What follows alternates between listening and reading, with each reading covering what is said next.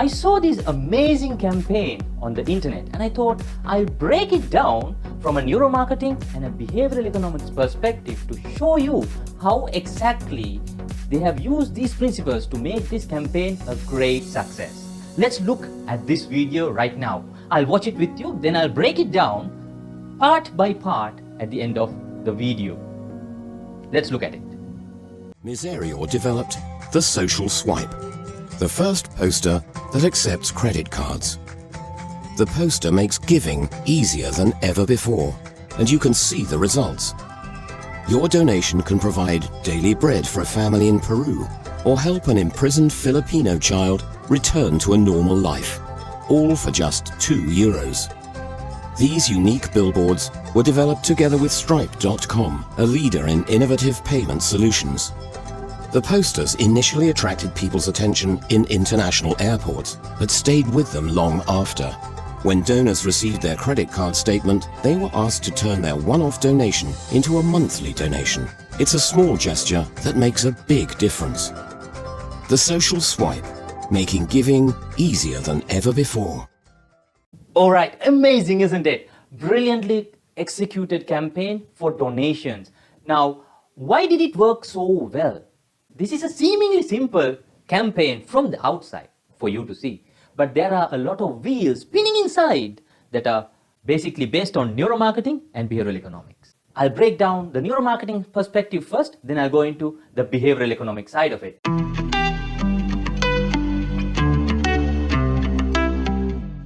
Neuromarketing looks at getting the attention. Now, how have they got that attention through neuromarketing? The first thing you see in this poster is actually feed them. The most attention goes directly to feed them. Now, next thing, how to feed them? You see the bread. You see that there is a loaf of bread right underneath it. Then it says €2, and finally you see the organization. Now, this adds credibility, as well as it shows exactly what you need to do to get this thing done. Now, that is the beauty of neuromarketing. In advertising, we have something called the 1, 2, 3 principle. What is the first thing we want them to see? Then what is the second thing? And usually the third thing is the call to action. Now, if you can see, feed them is getting the highlighted attention straight up. That's number 1. Then you see the block of bread. That's number 2. And 3 is basically saying €2 of donation. It's basically brilliantly executed 1, 2, 3 principle of advertising. So you swipe the card to donate that €2. They have used a sensory marketing technique, the visual sense. Going into the 4 elements of visual attention, those 4 are contrasting objects, contrasting colors, big objects, and moving objects. Now, looking at this big LCD or LED screen, obviously it is big. So one box is checked. Now there are contrasting colors on a white background. You have very clearly contrasting colors and the contrasting objects are there. So it's very easily grabbing the attention of the people passing by. Now I want to quickly touch upon a point that usually graphic designers are very hasty these days, and that is white space. Graphic designers think white space is the enemy, but it's not. It is not the enemy, it is your ally, because it creates that space where everyone can focus on exactly what you want them to see. And when you have that white space, you get the attention exactly to that 1, 2, 3 that I spoke of. This has been done brilliantly well with a lot of white space in the advertisement. Now that is where they have used that neuromarketing perspectives directly and efficiently. Now looking at the behavioral economic side of things, that is how they are getting us to take action. First thing, undoubtedly, it's very easy.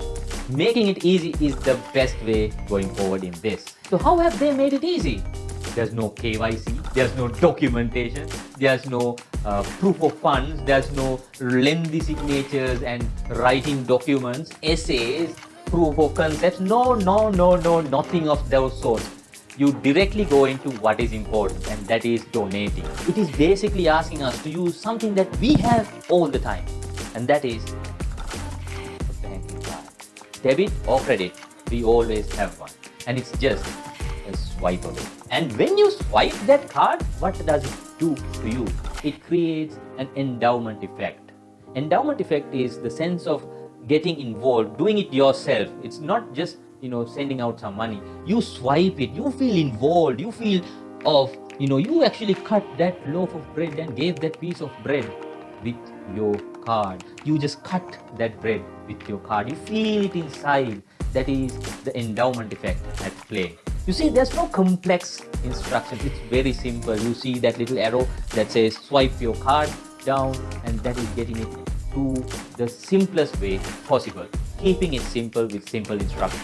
And that also brings me to the next one, that is getting emotions involved. It's creating a strong emotional connection to this cause. You want to be a part of this larger campaign, so you swipe that card to give that money, to donate that money. Right after you swipe it, you get another dopamine rush with a simple thank you. You get that instant gratification from that other person. You see the person taking that piece of bread that you just cut with your card, and you see the message that says thank you. And now if you see the video, you see the people's faces light up when you see them seeing that thank you note.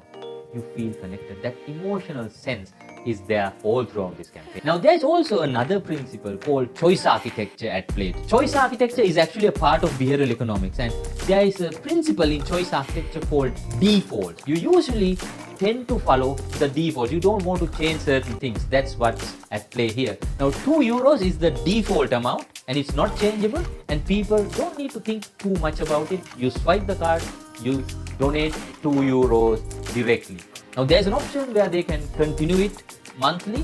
Now that comes later on, but that default works right here, right now. Now why this campaign is even more effective is because of things that they haven't done. What is that? Now you can easily go and pick an image or a video of a starving child in Africa. You show that.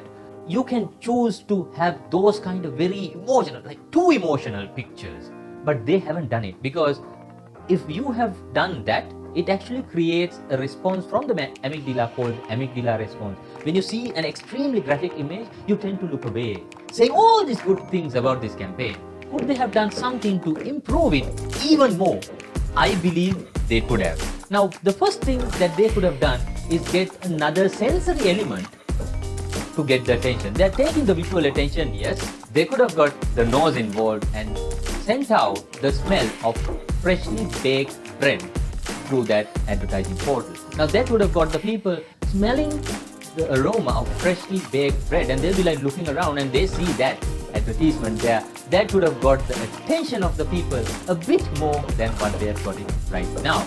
And I would love to see a moving element in that advertisement, something moving, so that it captures the visual attention a bit more. And I would love to see they get a bit more attention to that slot, the card slot where they can swipe the card, because for me it's a bit not visually getting the attention as I would have hoped. Maybe a blinking light to that little triangles would have got that attention a bit more than this. The next thing is, could they have gotten a bit more engagement towards the end? Now when they say thank you after that, if they could see a child putting their hand up against the screen, where you can actually put your hand against the screen as well, to show that you are actually connected with that child, would have aroused a bit more feeling, a stronger emotion that would have helped them with the long-term goal of getting monthly donations from them, because they have felt an emotional connection. They've actually kind of given their consent to be there for this child.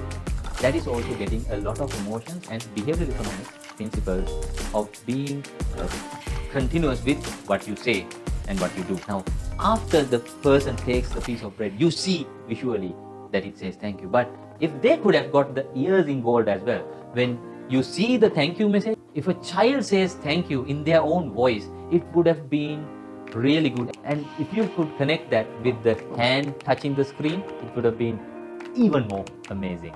Now, the next thing that I would have loved to see is for them to have a QR code that directly takes you to a post where you can show that you have contributed to this amazing cause. You take a selfie with this post directly when you scan that QR code. That gives a lot of social proof, a social testimonial, a social proof for this campaign. Now, those are the things that I believe that could have taken this campaign to the next level. Now, can you use this in your donation or fundraising campaigns? Yes, you can. It's very easy. Now, there are a few questions you might be asking yourself. First of which, is it effective? Yes, it is immensely effective. The second question you might have in your head right now is it expensive? Compared to the ROI, you will see that this is much more effective or cost efficient than handing out printed bills and doing sort of, the mundane campaigns. The next question that you might have is it hard to execute? Now, for this, I would say it is not as hard as you might think to execute, because the technology of LED and LCD screens have been immensely popular and the prices have come down. There are enough and more suppliers who do these kind of campaigns, and you can find a local supplier to do it opposed to an international supplier. There are enough and more payment providers where you can use their services to do this transaction through this Visa or MasterCard. And there are so many IT companies that you can reach out to get the software part of it completed. Now, the final question that you might have in your head right now is it safe? Theoretically, yes, because your card details never leaves your site because it's a swipe. But if it's a touchless card, there is a bit of vulnerability, but with monitoring, you can see if anyone else is taking out money from your account. Because it's outside, it's less likely that someone will tamper with your equipment. But the biggest problem I see is someone creating a duplicate of this because it's so easy that they might actually raise funds for wrong things using your name. Looking at the advantages and the disadvantages, I think the advantages greatly exceed the disadvantages, and you can use this for your fundraising activity anytime, anywhere. If you're planning a fundraiser, just keep these things in your mind.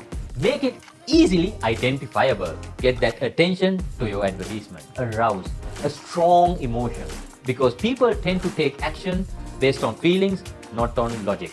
Make it easy to understand the process of it, and make it easy to execute like a swipe. The final thing is to give instant gratification. Incorporate these things in your fundraiser and you will do amazingly well in your fundraiser.